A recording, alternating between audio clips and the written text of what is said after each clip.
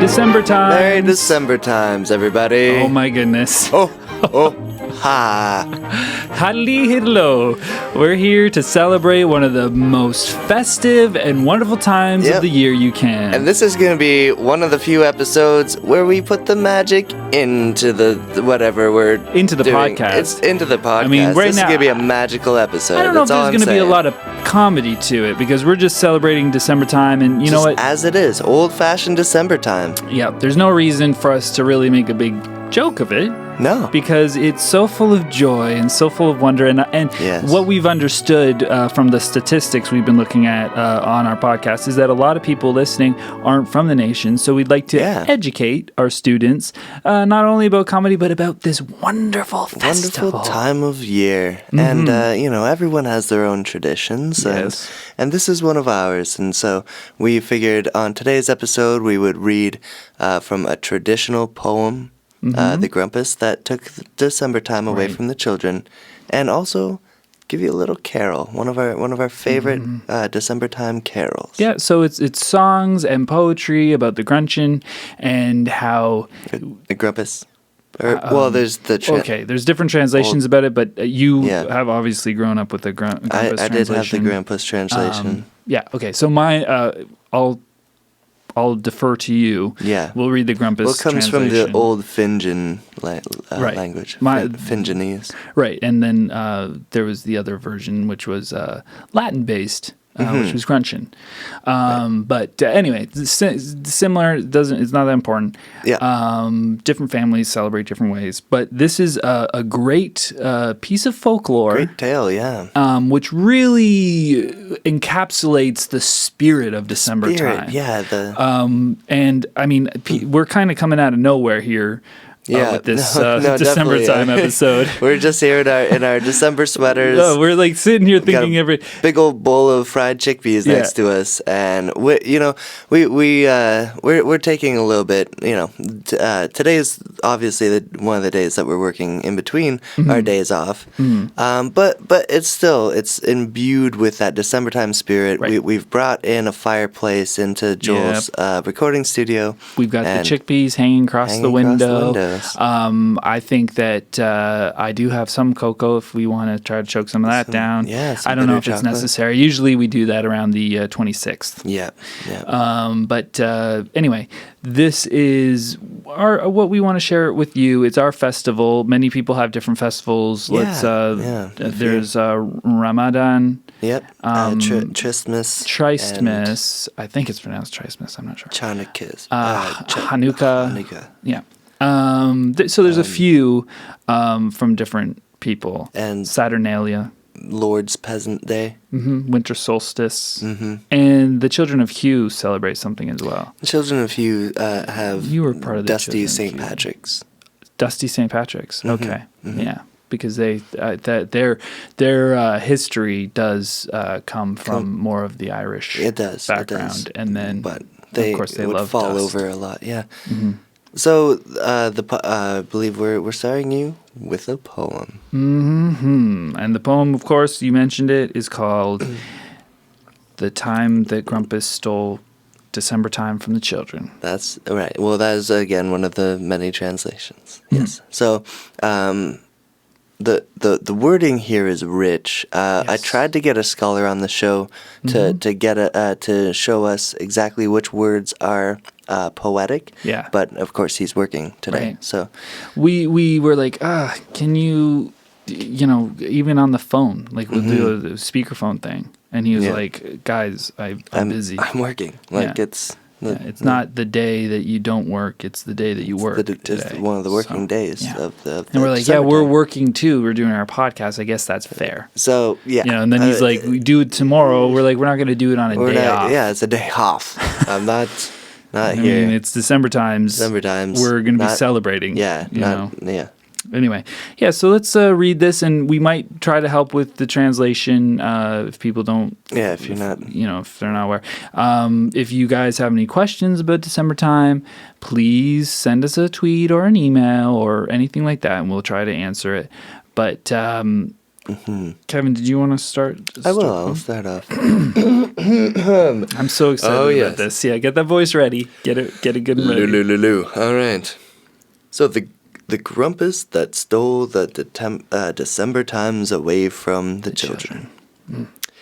When the nation was sleeping from beach to the city, behold in the forest where everything dark grows, there came a low moaning which didn't sound pretty, a sound not heard for then, but now everyone knows. Already so rich. Now children and spinsters were hanging their chickpeas from window to window on shoelaces thread. Tiny curmudgeons and bachelors the samesies were celebrating the cold month on coon tumorous fed. But could they have known that just past rolling desert was brewing in forest evil ne'er felt, seen, nor saw, that would rival the stories made up by some stuffed shirt from those slightly annoying to those that stick in your craw? Thick growths from raccoons gristly glistening in pans, a feast black like tick rot to get stuck in their throats, pricks shaved from cacti and dipped in hummus from cans, some dreaming of leaving, cut down dark forest for boats. It's a beautiful, I love that stanza. Well, they want to just escape. And you boats. can really, and they're like, let's cut down the dark forest. Nothing good grows there. No, we'll make boats out of them. So right were the dreams dreamt by they who were dreaming, and believers in wishes should not have left the pond placid, for the toy boats in Wishing Pond were waterlogged and sinking. Soon the dreams and lost wishes would be covered in blood. Chilling. Soft moaning grew to a deafening roar. Leaves rustled as trees quaked against waves of sound. The nationals with children planned a retreat to the shore, while lonely despondents in fetal position were found. Then out from those towering trees did emerge a bounding feral cat with insurmountable cry. It gripped all with fear, and so sang they a dirge, for it seemed by the sound at least the nation's end was nigh. The beast that was Grumpus, the feline from hell, marched with a rumpus through the capital streets. A million demon cat screams, ne'er easy to quell, was odd to imagine from even a kitty in heat. Batten the hatches, whatever battening is, and start making hummus. We'll all need our strength to defeat this prowling, deranged thing with whiskers. What will we go to? What will we? What lengths? You have to say with the old, stern, the rustic roots of the nation. There's power to it. There's power to it. That's how they talked back then. Fill our ears up with chickpeas to block out the cries. Will we run at the pussy, let it scratch out our eyes? Put it tween our legs and crush its head with our thighs? How oft must we do that? A cat has 9 lives. Plotting was grand by blowhards and would-be heroes, but they stayed in their house afraid to go out. You must understand you could hear the screech in your toes, and that's not an idiom we lightly bandy about. Finally, when a while had passed neath their noses, they decided 'twas time to run to the mountain. They packed up their children with all of their closes, and wished they had wished wishes by Wishing Pond Fountain. And heaving up the mountain they climbed, whilst the cat cried, the sound making knees weak, bringing tears to their eyes. Those friendless and familyless search for places to hide, the others left dying loved ones soon to be covered with flies. The cat, was it a kitten? Kept straight on its course, screeching hungry for coon morsels to fill empty tum. But by the sound of its roar it could eat a whole horse. Climbers dropped all food, so the beast would not come. But on it did journey, putting a soft paw front another, and meowing the whole time, making foundation shake. It reached all the food piles and didn't give it a bother, and everyone watched, realizing their massive mistake. But little 'twas known that in gutters and ditches the raccoons were covering their velvety ears. Whilst folk tore at their closes and ripped at their stitches, they thought taking a whole week off would ruin our careers. The raccoons were fed up with the noise of this feline. They paced back and forth in the sewers of town. This cat and its volume was way out of line. They were the warriors to take the thing down. As the puss found its way near the frightened, pooped people, it rubbed against their legs as it screamed out its mew. The tears flowed from the helpless who collapsed hopeless and feeble, but the raccoons came bounding. They knew what to do. Upside of the mountain there burst charging bandits. The kitty didn't notice, even its purring was loud. It turned at the last minute, but they, coons, were upon it. The vermin then did the capital city people proud. They gutted their victim with teeth and with claw. They ripped out its entrails, spewing blood on their coats. It made the coons purple red, and all watched in awe, and the tears of joy and gratitude became a lump in their throats. Our saviors, the raccoons, kept destroying that kitty cat.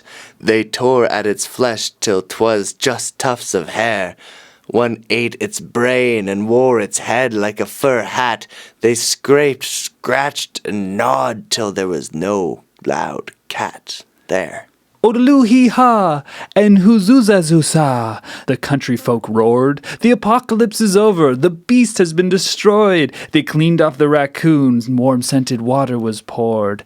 Shaved the pricks from the cacti, celebrated them o'erjoyed. A week then, to honor them on every other day, filled with hummus, pancake batter, bitter chocolate, and wishes.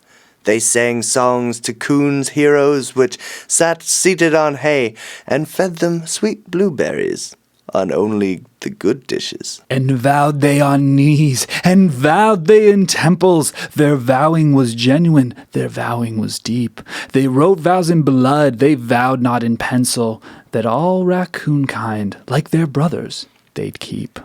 Now, many don't realize how horny raccoons are. They, honestly, do it a lot more than you'd think they physically can. And they never use condoms or finish in jars. They don't pull out, use pills, or just use their hands. These creatures are blessed, and their offspring are many. They lived in the darkness before they didn't fit anymore. And yes, they're nocturnal, but take it from me, it's hard to leave home with one's sleep front your door. We swerve down the road twixt sleeping coons in the road. We can't even drive if they fall asleep on the hood. You see, we can't just run them over like one would to a toad. Nor can we shoo them away as you'd think that one could.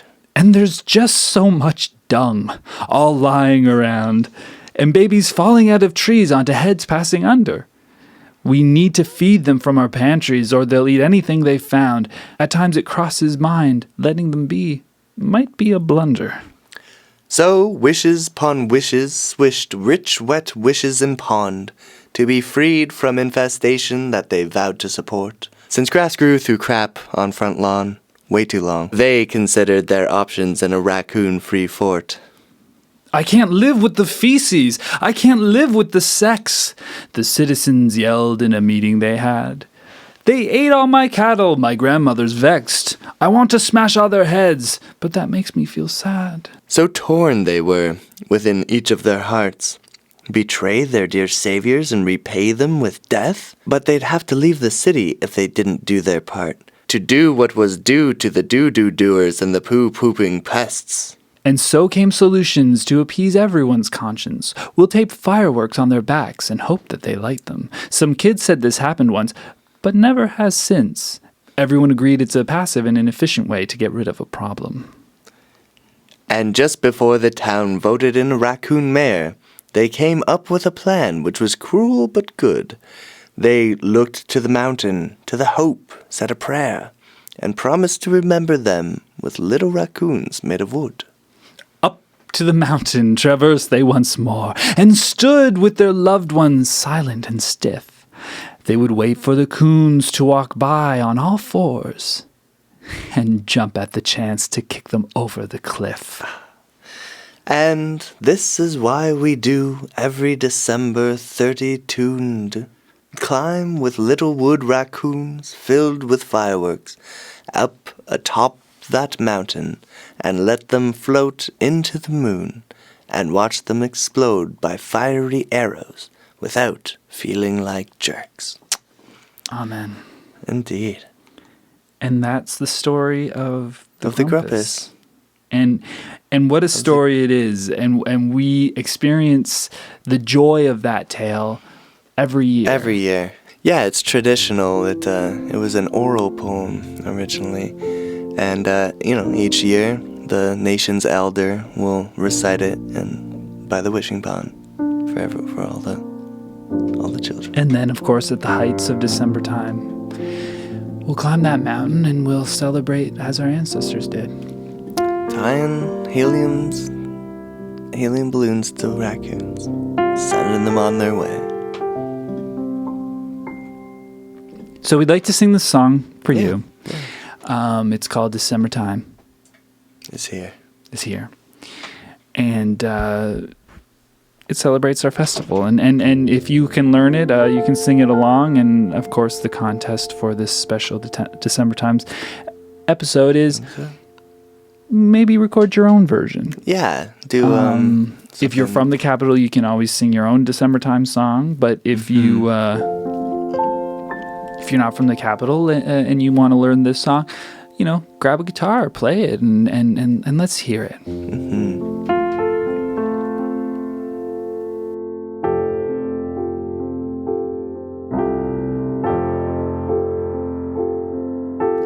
Nothing would get done if we only had that fun. Decembertime is here. Decembertime is here. We can now have every other day off, working in between them. Ooh.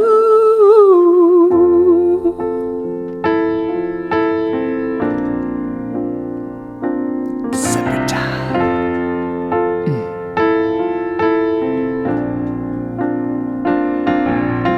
Hang chickpeas across the window, all strung out on lace. Take that pancake batter and smear it on your face. Decembertime's the only time we can afford that kind of waste.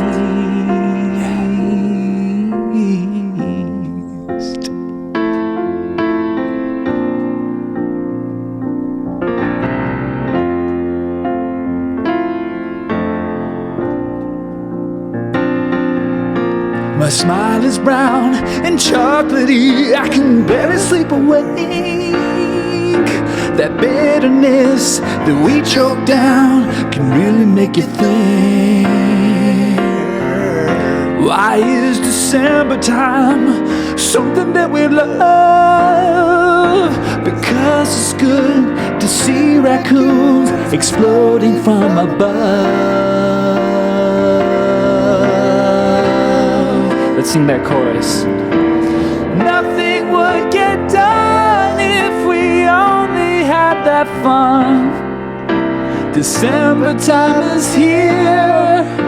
Decembertime is here. We can now have every other day off, working in between them. Ooh.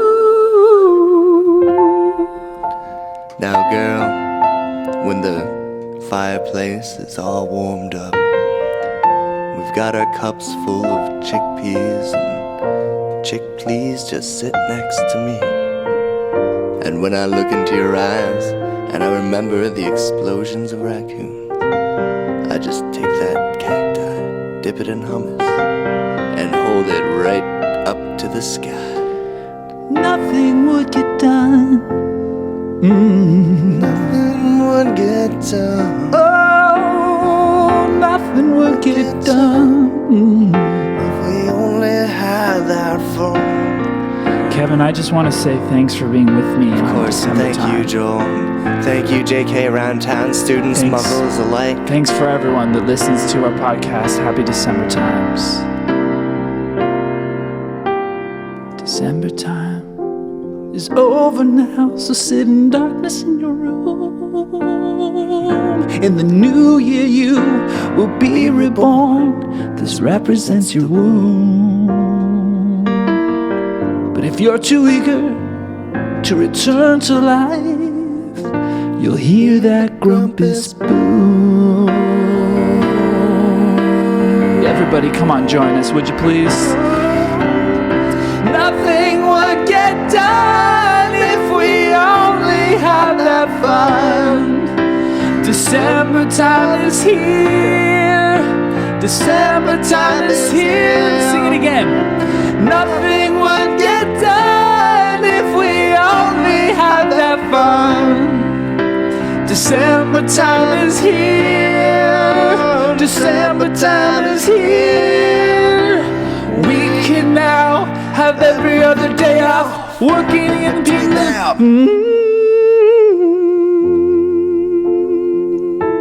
Joel, thank you for teaching me about music this December time. My pleasure. And you know what, we would also like to thank all of the guests we've had so far, and our forthcoming guests, and the guests we'll never have, and all the guests that we ever thought we'd have.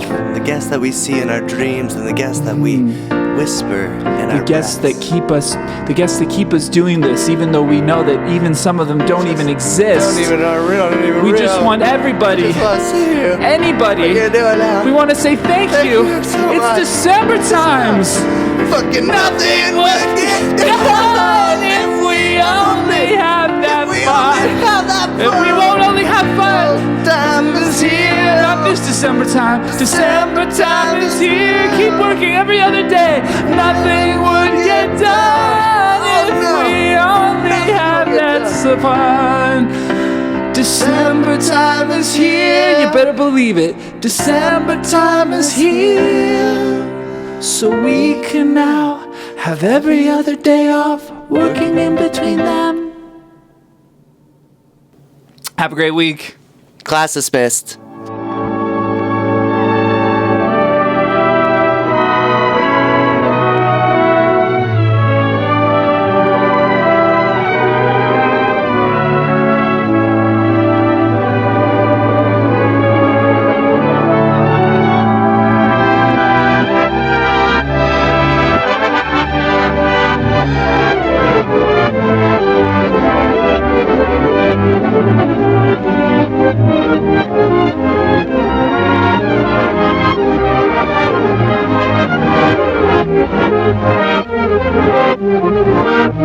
Thank you.